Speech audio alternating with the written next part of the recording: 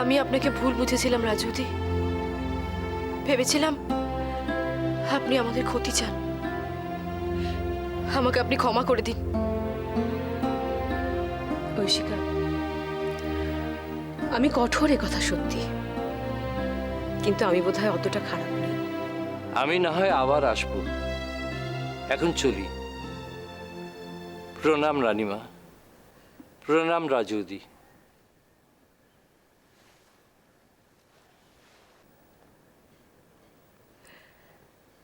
যেহেতু আমি এই পরিবারের জ্যেষ্ঠা কন্যা, সেহেতু এই পরিবারের প্রতি কিছু দায় দায়িত্ব আমার থেকেই যায়।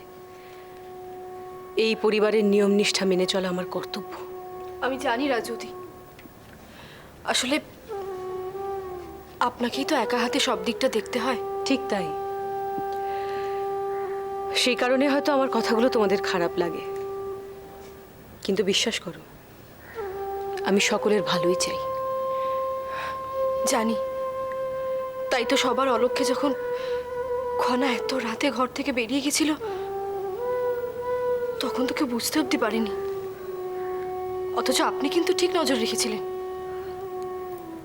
ঐশিকা, তুমি হয়তো ভাবো যে আমি তোমাকে সহ্য করতে পারি না,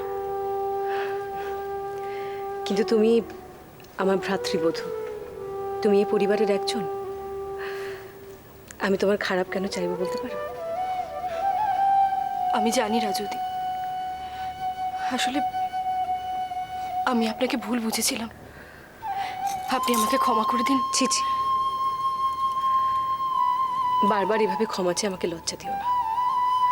আর তাছাড়া এটা ক্ষমা চাওয়ার সময়ও নয় ঐশিকা। আমাদের খনার কি অবস্থা হলো একবার দেখো তো।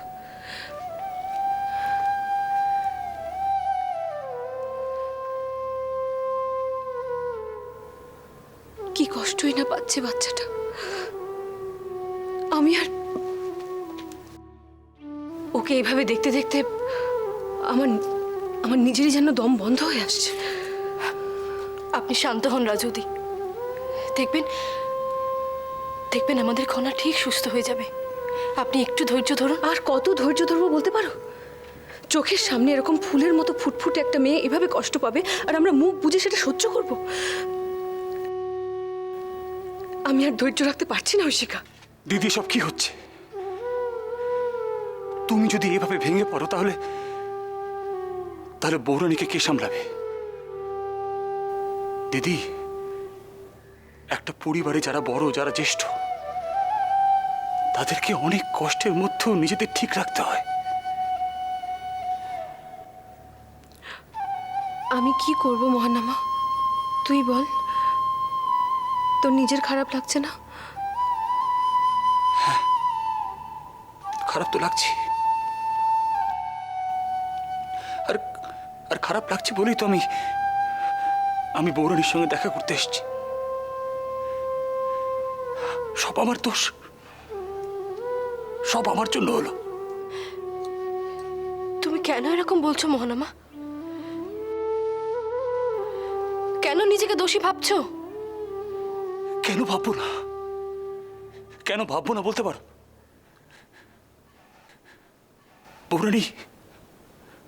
বৌরানী উৎসবে আমিও ছিলাম। আজকে যে কাজটা আমার করার কথা সেই কাজটা করলো ছোট্ট খনা। আমি পারলাম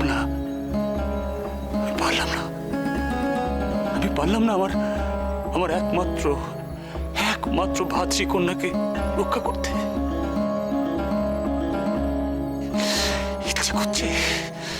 ইচ্ছে করছে নিজের তলোয়ার দিয়ে নিজের গলাটাকে কেটে। ছি ছি মোহনামা, তুমি কেন এরকম করছো? নিজেকে সামলাও। কারণ আমি অপরাধী, একই সাথে আমি ক্ষমা প্রার্থী।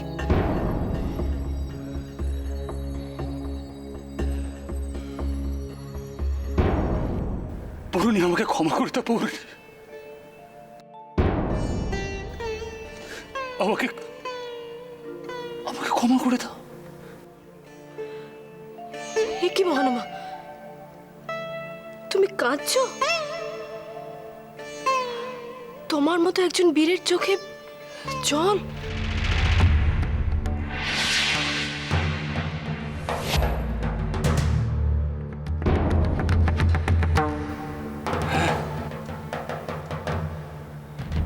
আমার মতো একজন পরাজিত বীরের চোখে জল। বৌরানী, আমি পরাজিত বৌরানী, আমি পরাজিত।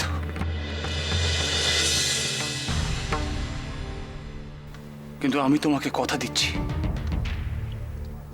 এ শোধ আমি তুলবই, এ শোধ আমি তুলবই বৌরানী।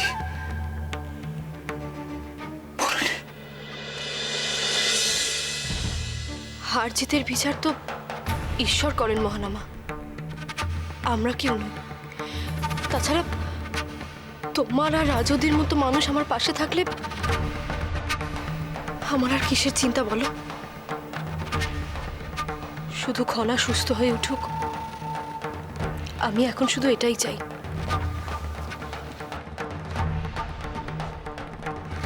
আমাদেরও একই আশা বৌরানী, সব ঠিক হয়ে যাবে, তুমি দুশ্চিন্তা করো না। আমি যাই, আমি বৈদ্যমশাইকে ডেকে আনি।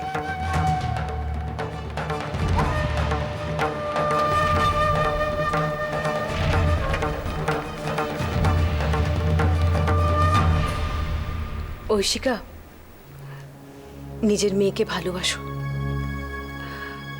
আমি জানি কন্যা সন্তান হওয়ার জন্য তোমাকে হয়তো আমার কাছ থেকে অনেক খোঁটা শুনতে হয়েছে, কিন্তু যাই হোক না কেন, খনা তো তোমারই মেয়ে।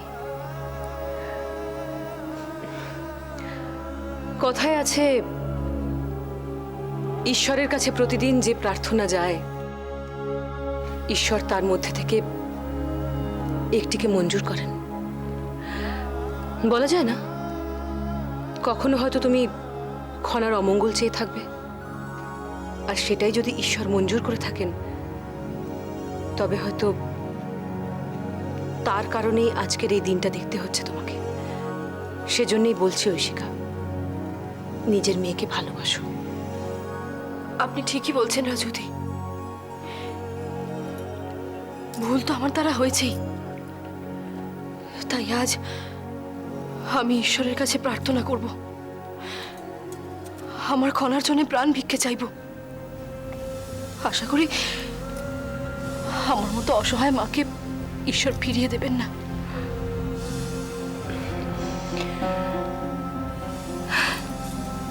যাও।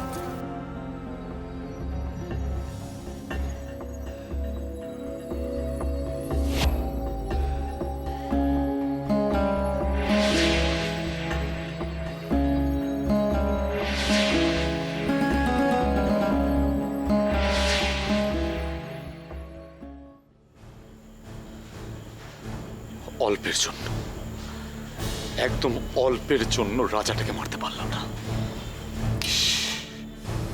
ভাবলে এখনো আফসোস হচ্ছে।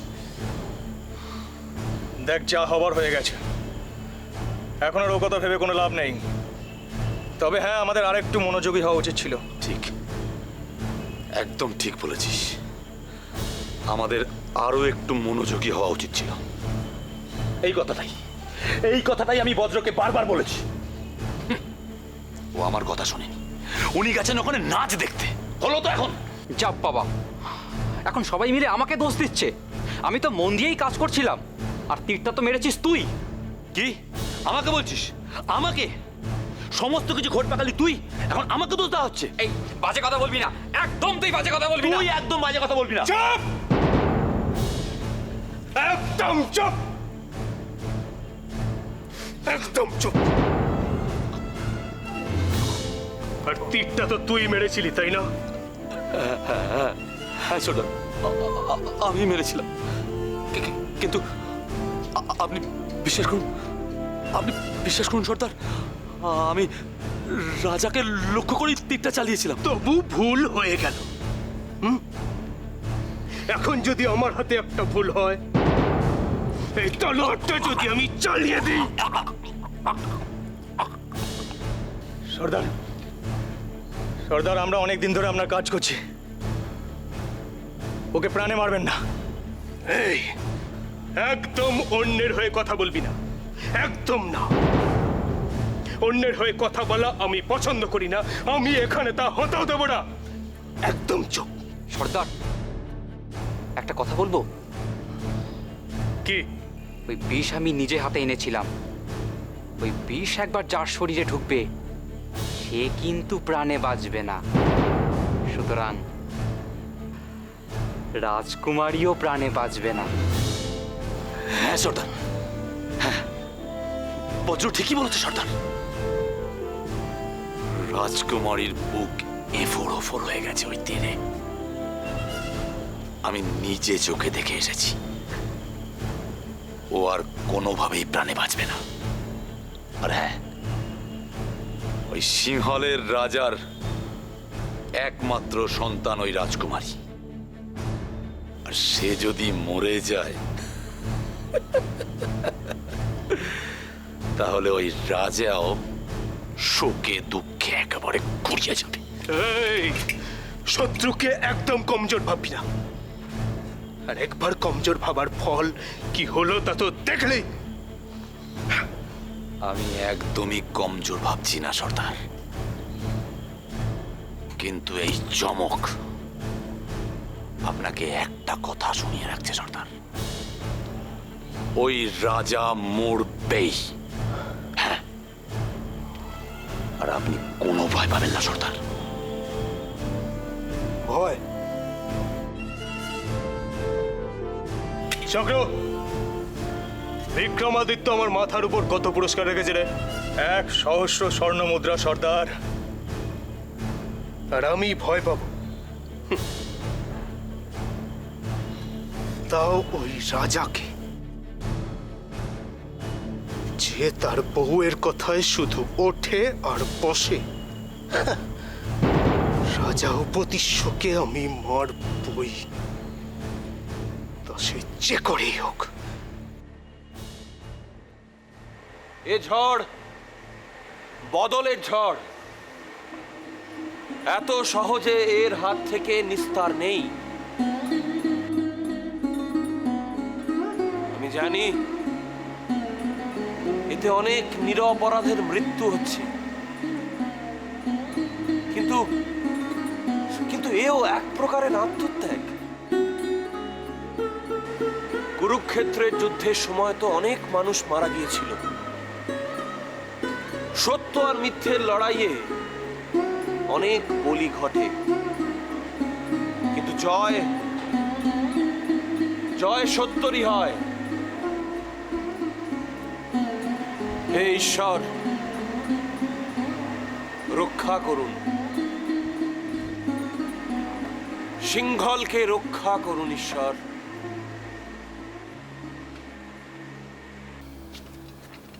মহারাজ, মহারাজ, আপনি দুশ্চিন্তা করবেন না। আমরা সবাই আপনার পাশে আছি। খনার কিচ্ছু হবে না। কিন্তু মহানামা, খনার শরীর তো ক্রমশ খারাপের দিকে এগোচ্ছে। এর মধ্যে আমরা কতটাই বা কি করতে পারি? অনেক কিছু করতে পারি মহারাজ। এই সিংহল দ্বীপের বাইরে এই বিশ্বে আরো অনেক বৈদ্য আছে। মহারাজ, আপনি রাজবৈদ্যের সঙ্গে কথা বলুন। দরকার পড়লে অন্য দেশ থেকে আমরা অন্য বৈদ্য আনবো। না না মহানামা, এতে এতে রাজবৈদ্য অসন্তুষ্ট হতে পারেন। ওনার মনে হতে পারে আমরা ওনার চিকিৎসায় সন্দেহ প্রকাশ করছি। মহারাজ, প্রশ্নটা সন্দেহের নয়, প্রশ্নটা দক্ষতার। মহানামা, আমার মেয়ের জীবন এখন রাজবৈদ্যের হাতে। এই সময় ওনাকে এসব কথা বলা উচিত হবে না। আমার মনে হয় আমাদের একটু ধৈর্য ধরা উচিত। মহারাজ, কিন্তু আমি তো ধৈর্য রাখতে পারছি না। আমার দায়িত্ব ছিল উৎসবে আপনার সুরক্ষার, কিন্তু প্রজাদের উপর নজর রাখছিল কে? কার এত সাহস হলো রাজ রক্তক্ষরণের? প্রণাম মহারাজ। সিংহলের পশ্চিম প্রান্তে এক বিশাল ঝড় আছড়ে পড়েছে মহারাজ, আর ক্রমে তা বৃদ্ধি পাচ্ছে। প্রচুর মানুষের প্রাণহানির আশঙ্কা রয়েছে। একের পর এক অঘটন, একের পর এক বিপদ। তোমার কি মাথা খারাপ হয়ে গেছে? তুমি জানো না মহারাজের মনের অবস্থা কি? এই সময় তুমি মহারাজকে এই সংবাদ শোনাতে এসছো? মহানামা, তুমি ওকে ওসব কথা কেন বলছো? যাই হোক না কেন, দায়িত্ব তো আমায় নিতে হবে। আমি এদেশের রাজা। মহারাজ, আপনি রাজা হতে পারেন, কিন্তু আপনি ভগবান নন। কি বলছো তুমি? আমি তো কিছুই বুঝতে পারছি না।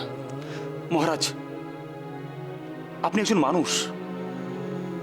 আপনি নিজের উপর আর কত দায়িত্ব নেবেন? আজকে আপনার মেয়ের এই অবস্থা, আর এর মধ্যে দেশের মানুষের সংকটেও আপনাকেই থাকতে হবে। তাহলে মহারাজ আমরা কি করতে আছি? আমি বুঝিনি মহানামা, আমার চোখের সামনে কখন যে তুমি এত বড় হয়ে গেছো। মহারাজ, আমি আপনার ভাই। আমার শরীরেও এই বংশের রক্তই বইছে।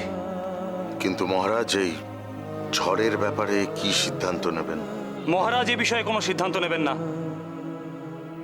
যা সিদ্ধান্ত নেব এবার থেকে আমি। তুমি এখন এসো। মন্ত্রীমশাই, আপাতত কিছুদিন মহারাজের কাছে যেন কোনরূপ উৎকণ্ঠার খবর না আসে। সেটা হতে পারে কোনো রাজনৈতিক সংকট অথবা কোনো প্রাকৃতিক দুর্যোগ। আপাতত কিছুদিন মহারাজ এই সমস্ত বিষয়ে মাথা ঘামাবেন না। তাই কোনোভাবেই মহারাজকে আপনি বিরক্ত করবেন না। আপাতত এই সমস্ত ব্যাপার আপনি নিজে সামলাবেন। আর যদি সিদ্ধান্ত নিতে অসুবিধা হয় আমাকে বলবেন, মনে থাকবে তো? কিন্তু মহারাজ কতদিন এইসব রাজকার্য থেকে দূরে থাকবেন? আশ্চর্য! আপনি কি চান বলুন তো? মহারাজ 2-3 রকমের চিন্তা মাথায় নিয়ে আহারাদি ত্যাগ করুন, নিদ্রা ত্যাগ করুন, অসুস্থ হয়ে পড়ুন? কি চান আপনি? একটা কথা বলুন তো, আপনি প্রধানমন্ত্রী হয়ে দায়িত্ব নিতে ঘাবড়ান কেন? না, আমি দায়িত্ব নিতে ঘাবড়াই না। আমি শুধু এইটুকু চাই যে যার যেটা দায়িত্ব সে যেন সেটা পালন করে। সেই পালন করছে।